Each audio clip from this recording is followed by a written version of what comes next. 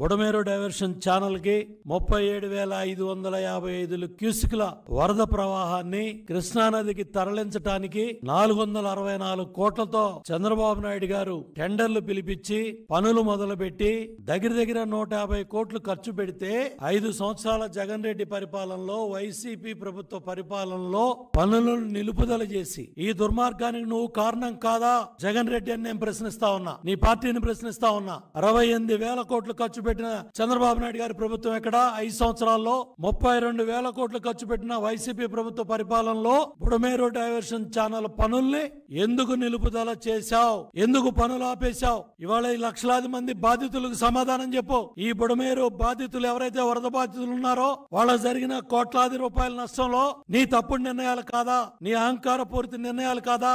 నీ మూర్ఖపు నిర్ణయాలు కాదా? నీ రివర్స్ టెండరింగ్లు కాదా?